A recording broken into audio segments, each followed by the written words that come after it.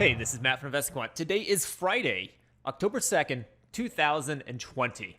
And today is the non-farm payrolls report. It comes out this morning at 8:30 a.m., which is ahead of the time of this recording, so it is not out yet. But the market is down sizably. If you haven't seen the news yet, President Trump has tested positive for COVID-19.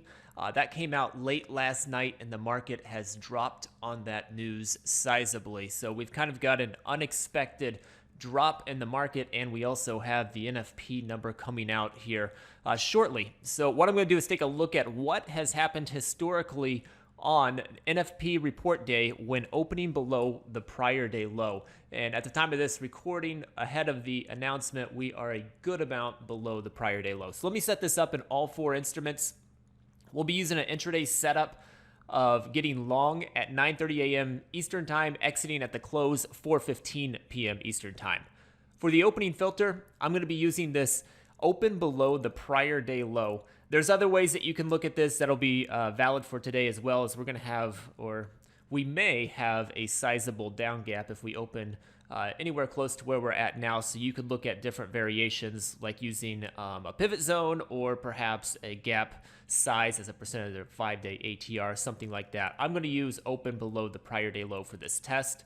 Next, I'm going to simply add above a 200-day moving average. And then lastly, I'm going to go to the market events section, and I'm going to say that today is the non-farm payrolls report, and then click view results. And here are the results of going long at 9:30 a.m. Eastern Time, exiting at the close 4:15 p.m. Eastern Time, when you gap below the prior session's low of day on the non-farm payrolls report day. So this report comes out at 8:30 a.m.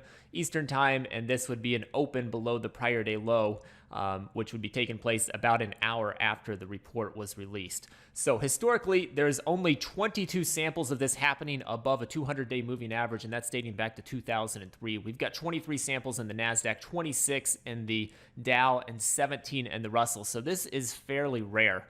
This doesn't happen all that frequently.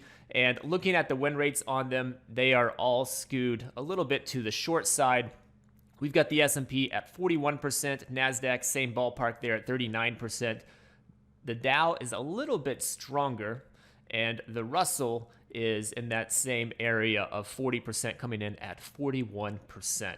If we look at the average win to average loss, you can see the average loss is also larger for the S&P than the average win. It's pretty similar for the NASDAQ.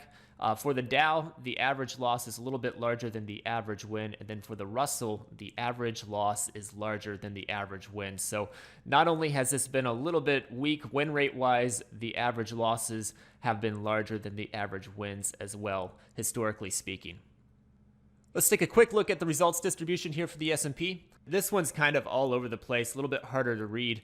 There's no grouping of results like around the center like there typically is. They are spread out everywhere. So there's not really a normal move in this scenario. There are outliers on each side, and they are just about as common as the smaller wins and losses as well. So hopefully you found that helpful. Good luck today, and we'll see you next time.